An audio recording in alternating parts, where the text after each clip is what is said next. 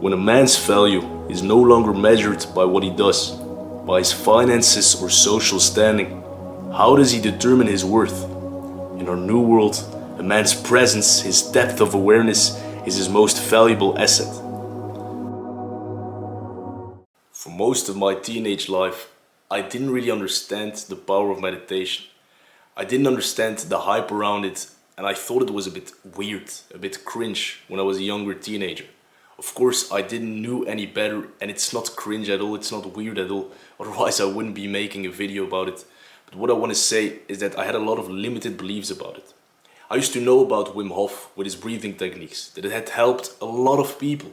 Or I used to know about the people in the self-improvement community that do meditation that had encountered a lot of positive benefits with this. Or I used to know about Buddhism and the Zen culture. It's a popular thing, but for some reason I didn't want to try it out myself. Even though I had stress, anxiety, and I had a distracted mind a lot of the times, I just didn't try it out for myself. Now, around 2 years ago though, I wanted to try it. I wanted to see if it worked, because I just wanted to cut all of the limited beliefs and just try it out properly. Now, I meditated approximately 1 month consistently, and this is what happened. The first days I didn't really feel anything.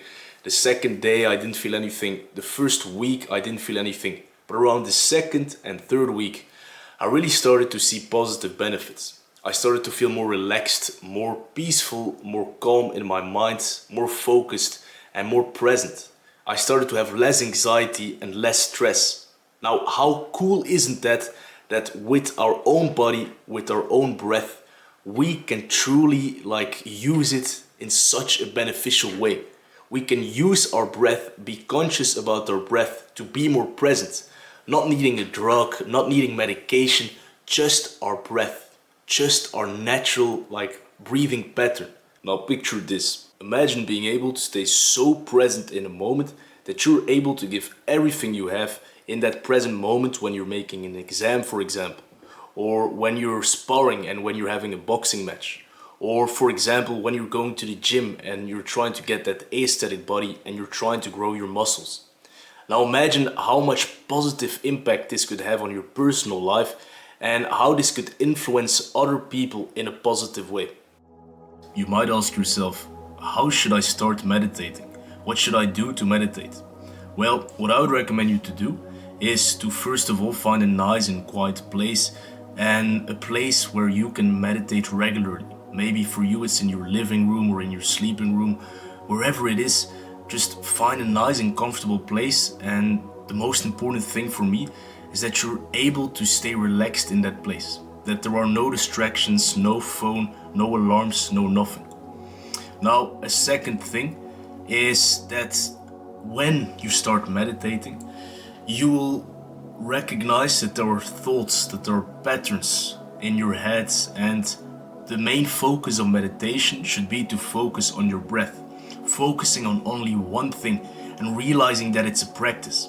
The first couple of times you won't be able to focus on your breath and there will be thoughts passing.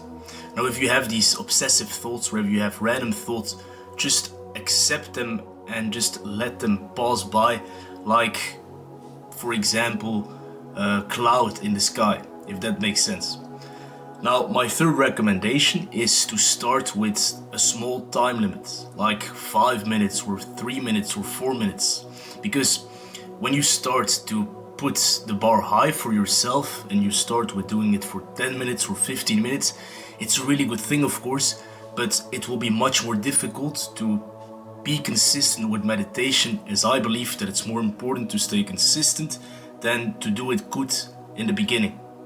Now, of course, everyone has their own style of meditating, everyone has their own breathing pattern, there are different techniques, so whatever suits for you, the best I would recommend you to do, but this was simply my advice or how I would do it as a beginner. So the first technique that I would like to discuss is called the 4-7-8 technique. So what this is that you have to breathe in for 4 seconds, hold your breath for 7 seconds, and breathe out for 8 seconds.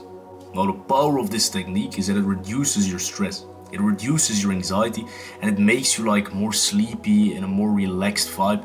Why? Because if you exhale out more than you, or if you take more time to exhale than you take time to inhale, your nervous system will be more in like a rest and digest state than a fight or flight state, which will make you more relaxed in general.